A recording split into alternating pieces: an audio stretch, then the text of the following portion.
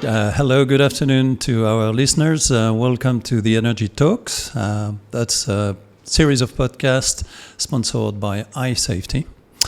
And I'm glad to carry on with the series today with a very important actor and player in the green hydrogen and low carbon and decarbonization strategy. And I'm delighted to welcome Dr. Abdullah Al Abri. Welcome. Thank you, Lionel. Thank you for having me. You're welcome. A few words about Dr. Abdullah Al Abri. He's the Vice President of Sustainability of the Sohar Port and Freezone company. We've known each other for a number of years now, Dr. Abdullah, so it's a very special moment and interview today to be together and talk about low carbon energy, which is a passion we share, I would say. Yeah, I agree. And we'll probably walk back to what you did before your current responsibility. And before that, you were with the International Energy Agency and based in my country of origin, in Paris, France. And we, of course, knew each other already at that point and had a chance to share and exchange views on how the decarbonization would basically progress in the world already back some years ago. Prior to the IEA, you worked for, you were actually the executive director of EJAD. That is pretty much when I first met you. And the first topic we discussed when we met here in Muscat was the green hydrogen roadmap and how this would go about with all the stakeholders at that time that were concerned by that strategy. Prior to that, you worked for PDO as well, so you are an experienced person from the energy sector, which is very helpful, of course, in our discussion today, because you have a broad view on energies in the broad sense of the term. And prior to that, you also worked in Perth, in West Australia, working for Woodside Energy. So really delighted to have you today. We'll cover, we'll follow a logical chronology and roadmap of thoughts, starting from a strategic point of view, going down to the port of Sohar and what's going on there in the port of Sohar and the contribution of that very important, prominent port into the decarbonization effort of the country. And then we'll probably also dive a bit more specifically into the low carbon energy and hydrogen as well. And then we'll probably conclude with some messages for our listeners. Dr. Abdullah, you're okay with that? Yeah, sounds good. Okay, very good. We have 30 minutes or so, a little bit less, to talk about that. I'd like to start with the strategic level and get your thoughts today in your current responsibility as a Vice President of Sustainability in one of the most important industrial ports in this region. Your view on the decarbonization strategy and roadmap. And how you see also moving forward in the objective of zero carbon. If you could start as a warm-up. Thank you so much, Lionel, for the generous introduction, but also for the opportunity to be really exchanging thoughts today on what I think is a really interesting topic.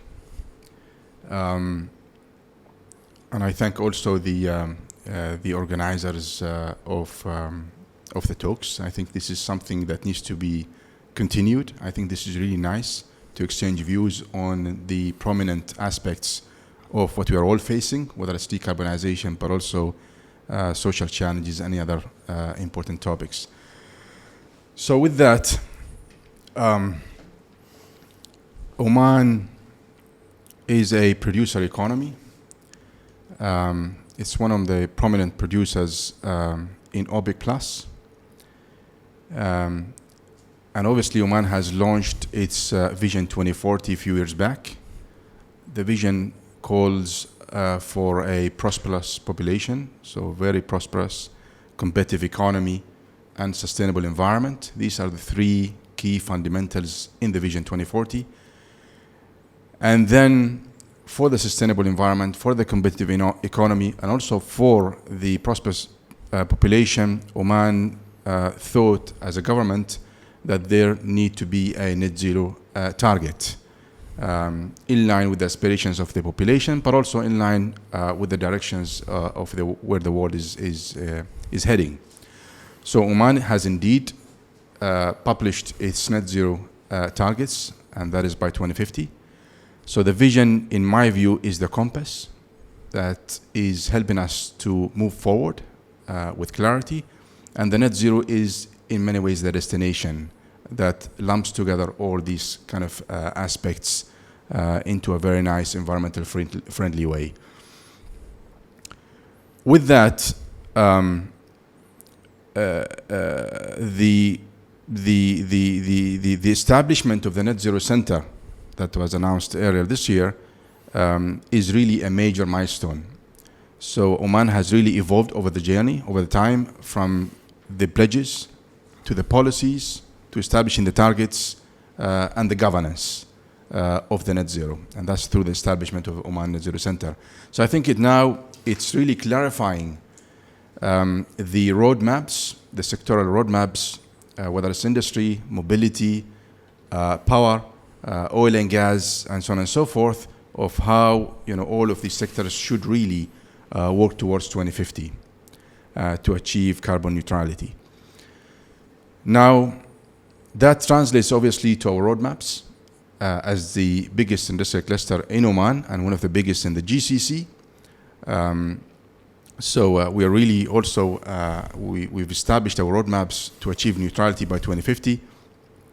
And in our roadmaps, we're really focusing on the energy and resource efficiency as a start, as a natural start, and then moving towards renewables and electrification, and then towards biofuels, and then scaling up towards hydrogen with all its color spectrum, and the CCUS. We are really sizable in many ways, sizable in terms of area, sizable in terms of investments, sizable in terms of excellence and people's expertise, but also very much strategically located in Oman. So we're outside the Strait of Hormuz. We are part of the Gulf, but outside the Gulf. We're really connected to the east and the west. And we have governance that's world-class. After all, we have partnership with the European port that's so much reputable, Port of Rotterdam.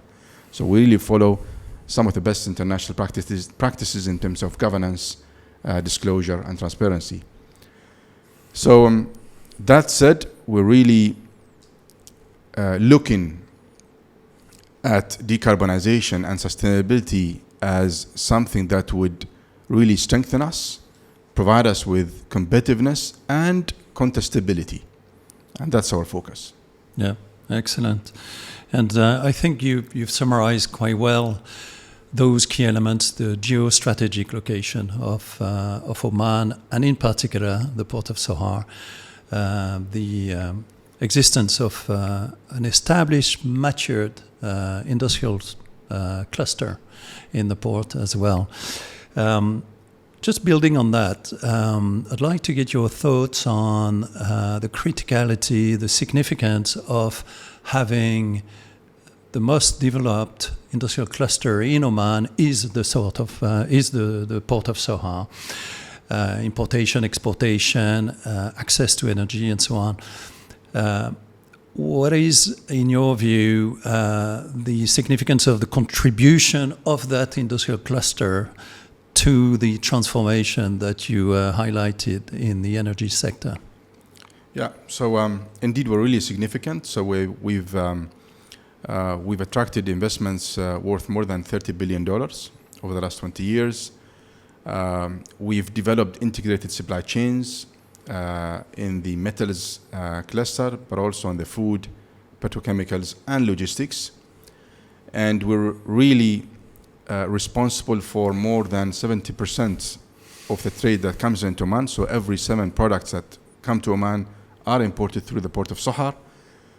We are really a sizable engine for economic transactions and employment. So developing that social and innovation kind of expertise evolving around those industrial clusters and industrial sectors in Sohar is some of the best that we're doing. And obviously this sets us into a really strong foundation. That said, we are not starting from zero. We are not selling promise, rather we're selling progress, right? So we're really starting from a strength. And that said, that shaped up our positioning into the sustainability and into the future. For one, we're really taking bold steps into attracting and establishing bold moves, and that includes the Marsa LNG project. That's really a bold move. It's a first LNG facility, bunkering facility in the Middle East. It's a joint project between Total Energies and OQ. Yes. With very sizable investments. So that's really a bold move. The second one is we're installing the first shore power project in the port of Sohar. So that helps the ships when they're docking to really connect to the grid, shut off some of their auxiliary engines and reduce emissions by that. So those are some examples of the bold moves. We're also pushing into the decarbonization, as I said, so looking into all the levers. We're currently using biofuels into our tugboats. That has reduced our emissions by 20%. We've got small-scale renewable projects that are connected to some of the industries in-house. We've got the first installed electrolyzers in Oman, and of course I can claim in the region. So electrolyzers are really there in the industrial setups. So those, we're really looking at all the decarbonization initiatives. And the third one, as a positioning, is we're really working hard to establish a clean technology manufacturing cluster. So that includes the polysilicon manufacturing, a project that will be commissioned in a few months, a $1.6 billion investment. We have signed and progress is ongoing on the construction for a PV manufacturing facility. We're really working hard to close the value chain for solar now. We are at advanced stages to attract investments on the ingots and the wafers. And then we'll move to aspects of the wind, and we'll move to aspects of the hydrogen, including electrolyzers. So these are kind of the strategic positioning for us. A, focus on the bold moves, because we need to be contestable, we need to be different. And B, decarbonize with all the technologies, and that would help us be competitive. And C, help with the industrial growth by attracting really contestable, something unique in terms of industries, and that's the clean technology manufacturing. Okay, thank you. That's a pretty comprehensive overview of the building blocks of the strategy of Sohar, actually, which is really, I do remember my first trip to this country coming from London. I landed at the Muscat airport, took a cab, went to Sohar. That was in December 2003.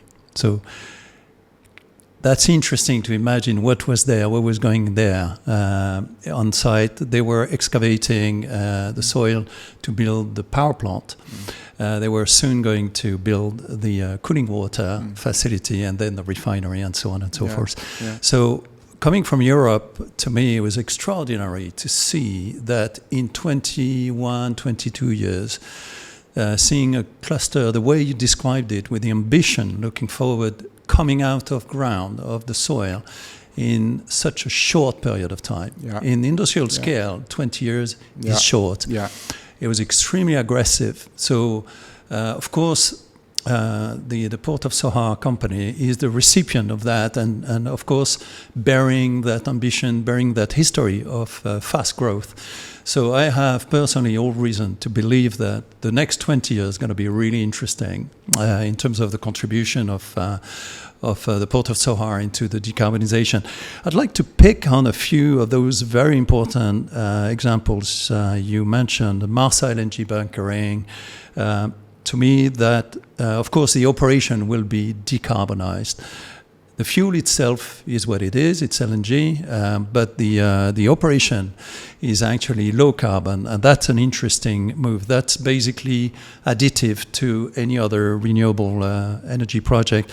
But you mentioned efficiency as well, and you also mentioned another important figure: 70% of trades are basically via the port of Sohar.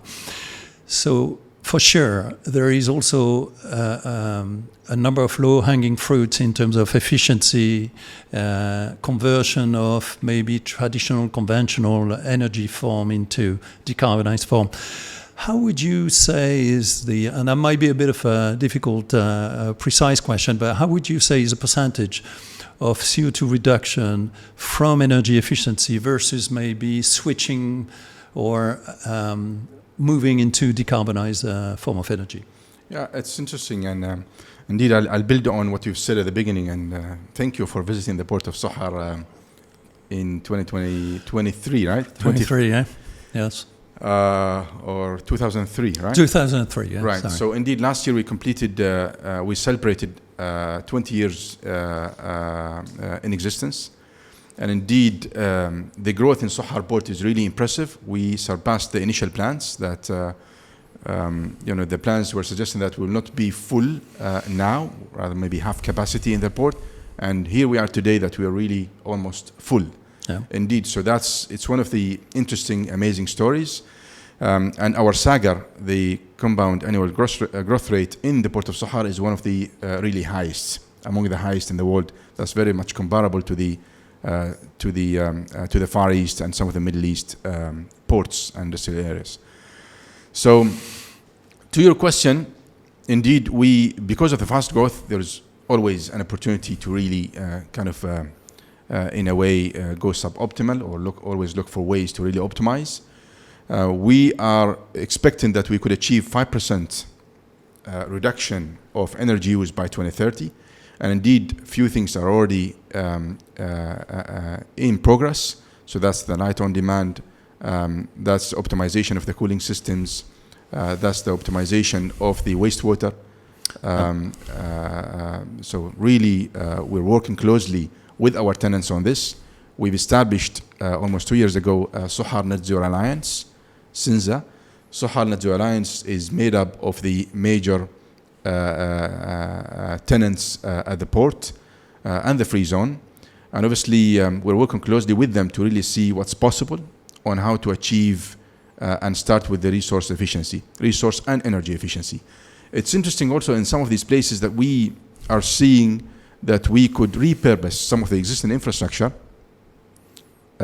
to accommodate the transition. And with that, that's already a resource efficiency. So instead of building a new infrastructure, we just use the existing one, but repurposed, right? Yeah. So that's on the energy efficiency. And we see a major growth on the electrification and renewables.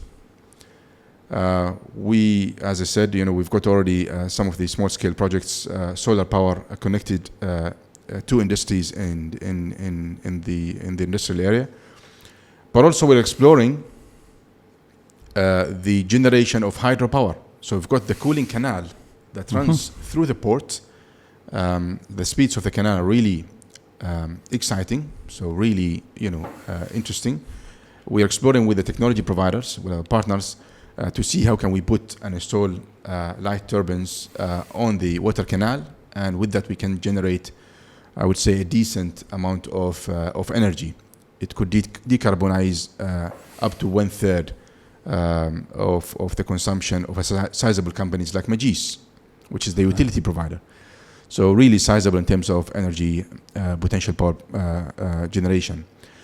We are also exploring, and again, this is a project that we are looking at from efficiency plus innovation perspective, which is the waste heat recovery. I think it's no surprise that industrial clusters use a lot of energy for the production of heat, right? That's fundamental in the industrial processes. So we've really mapped out all the exothermic, which is the processes that are generating heat, and endothermic processes again within the port, and those are the processes that absorb heat. We put together the material balance, energy balance, and we're looking into establishing a infrastructure to really capture the heat and then utilize that heat for heating, so heating other processes, or for cooling. Okay. Right? So cooling some of the administrative buildings within the port. Like, for example, the administration of Jindal or OQ or Vale or others. So that's something interesting. We're shaping up as we speak, and I think there is a big potential in this. Yeah. That's interesting you mentioned hydropower, because one would not expect that in a flat land, because coming from Europe, you think in terms of hydropower either in big rivers or mountains and lakes and so on. But there is a continuous flow of cooling water, which is quite significant in Sohar. So what I like about that project is the continuity. It's not intermittent as the wind would be or solar energy, but it's continuous. So that also drives a number of decisions of what you can do with that power generated, which is carbon free, right? It requires investment, of course, but so that's I would say that addresses nicely the competitiveness of and the component of how Sohar will continue to be the most relevant industrial cluster, one of the dominant one in the region. On that token, actually, how would you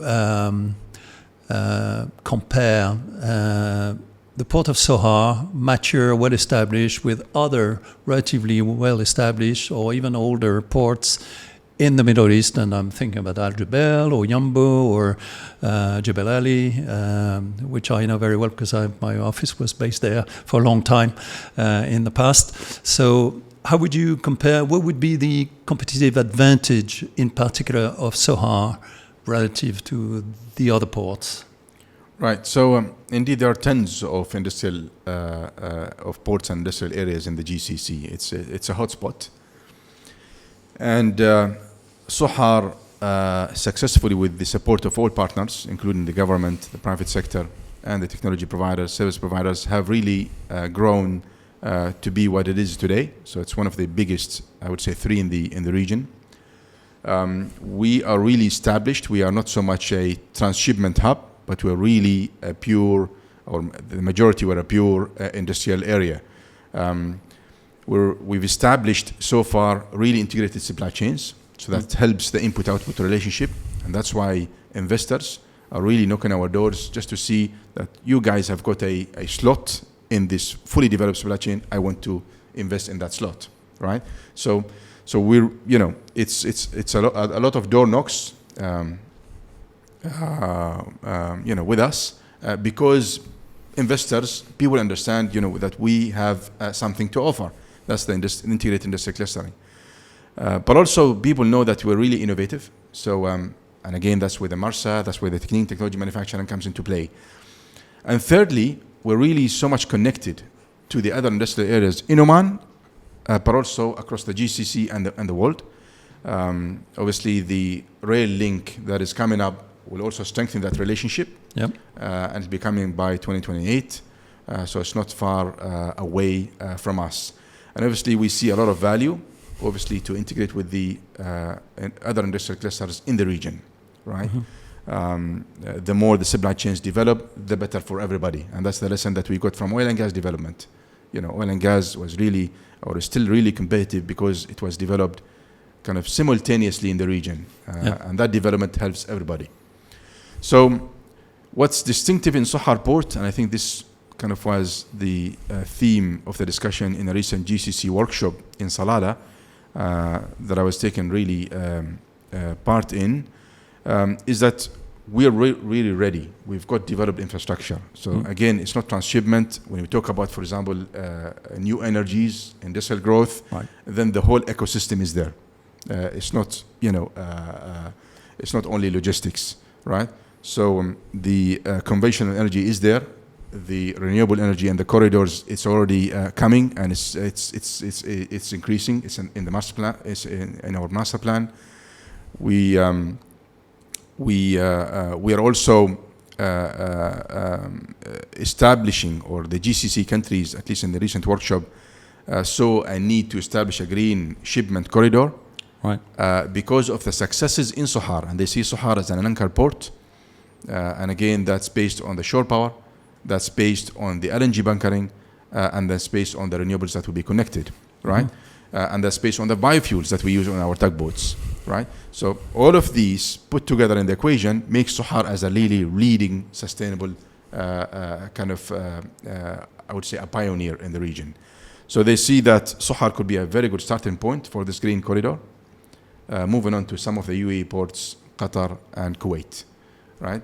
So indeed, again, this is a distinctive nature of Sohar. Infrastructure is important in industrial ports.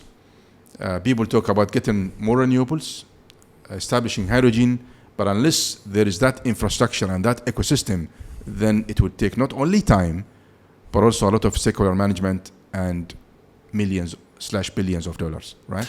So that's already in Sohar. Right.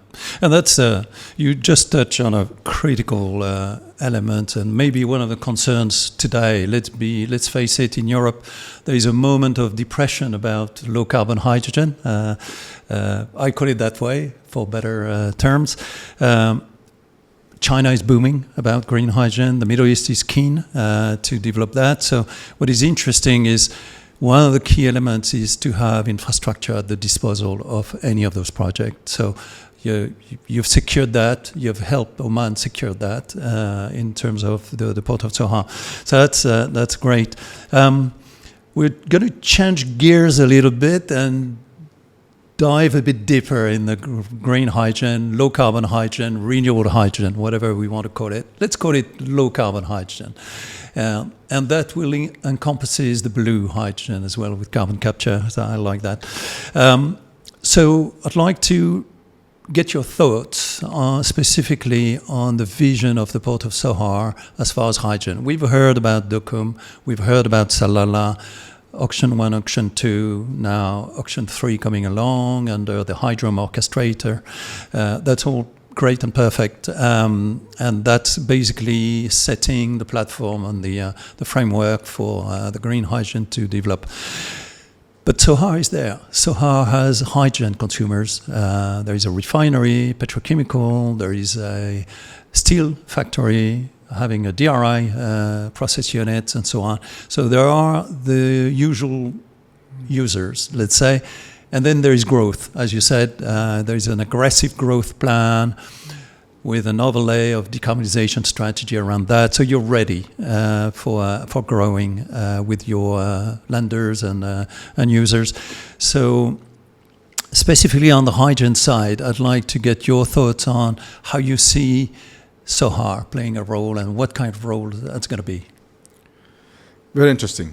I'll start with a bit macro scale. So Oman is currently the third largest producer of hydrogen in the region.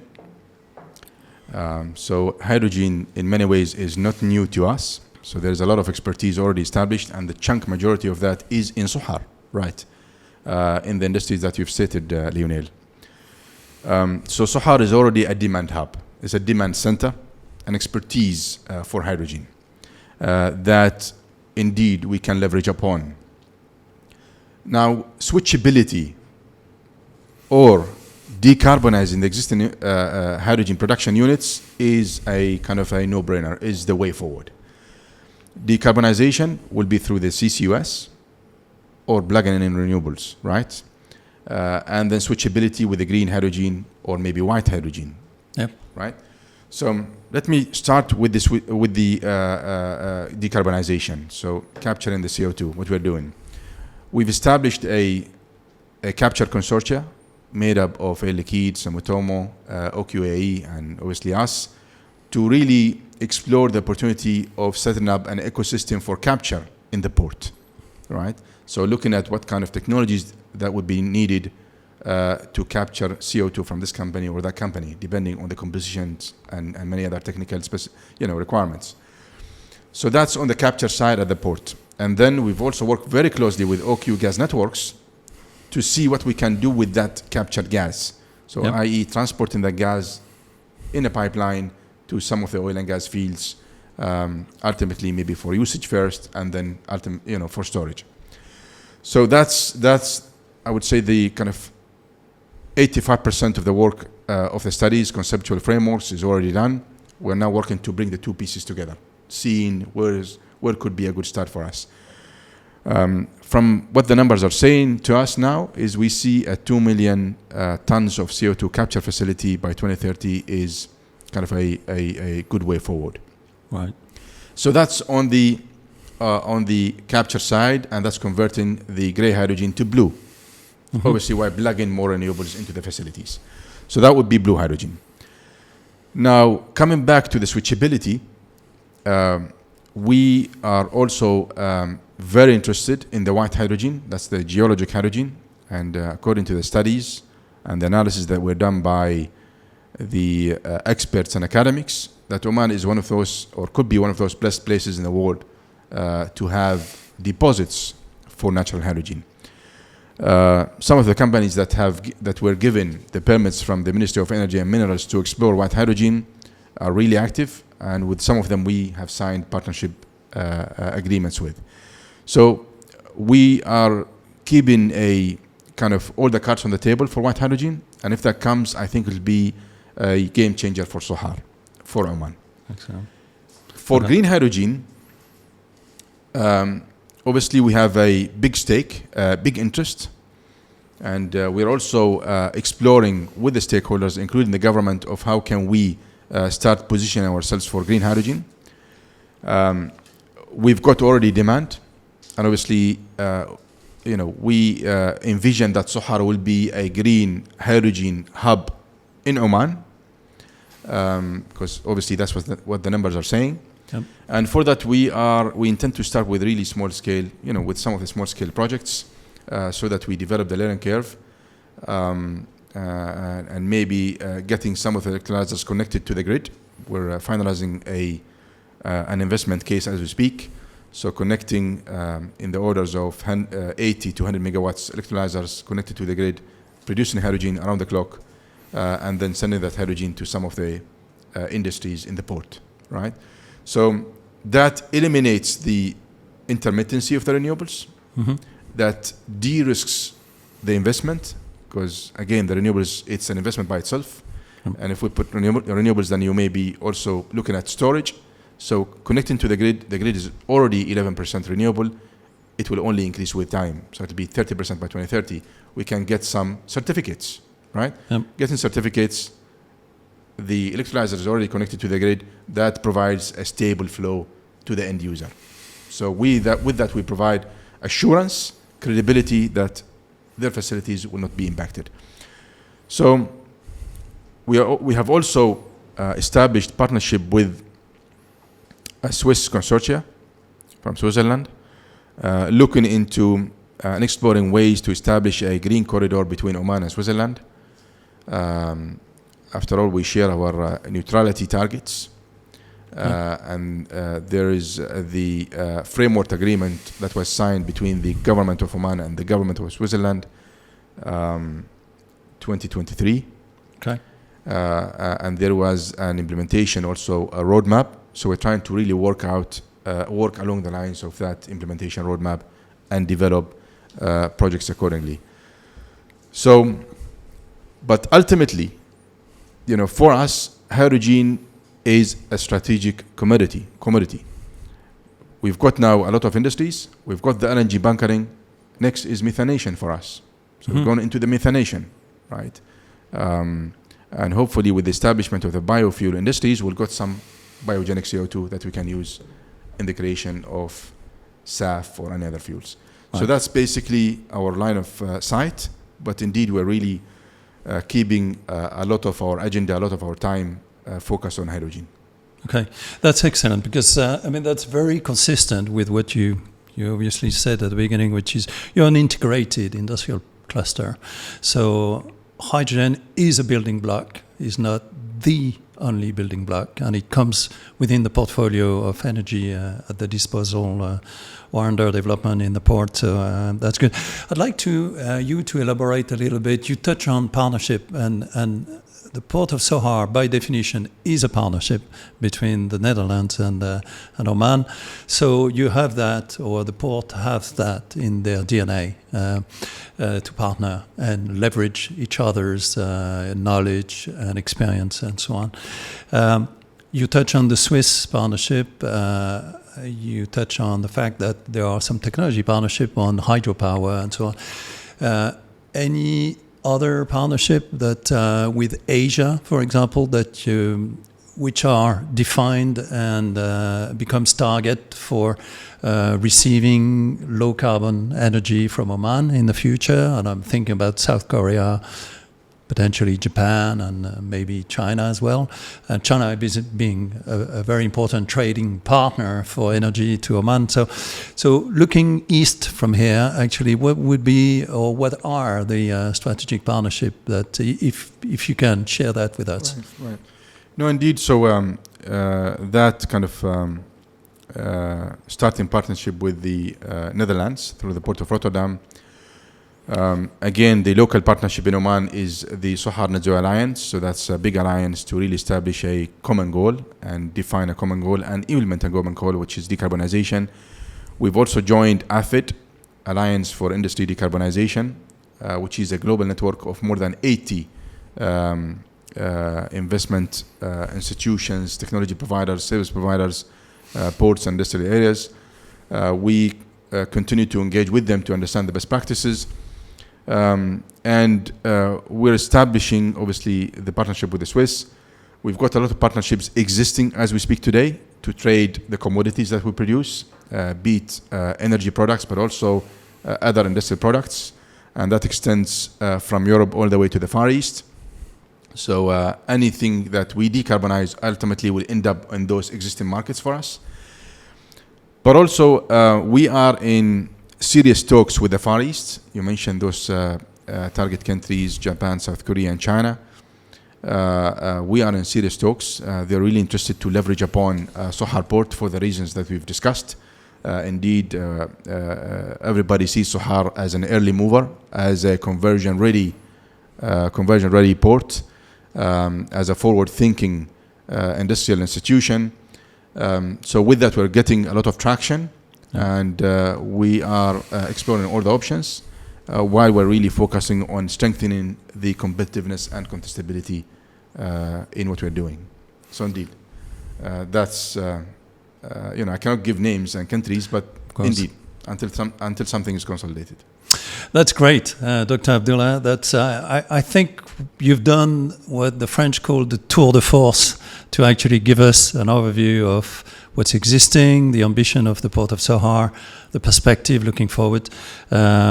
I think that's extremely informative, and to me, no surprise here, but it's really great to hear that a port that has grown so fast and so much over the last 20 years has ambitions to even grow further and contribute even more to the decarbonization strategy.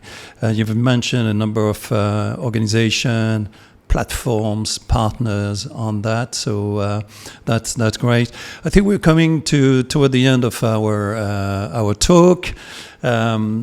I'd like to you to maybe give you an opportunity to close this talk by maybe referring to one or 2 points that you want the listeners to go away with, think about, and in particular in the context of attracting them to the Green Hydrogen Summit Oman that will take place from the 30th of November to the 4th of December this year. So what would you tell them? And considering that the listeners could be non-specialists to highly specialized experts, so broad range of audience here. So the time goes so fast, huh?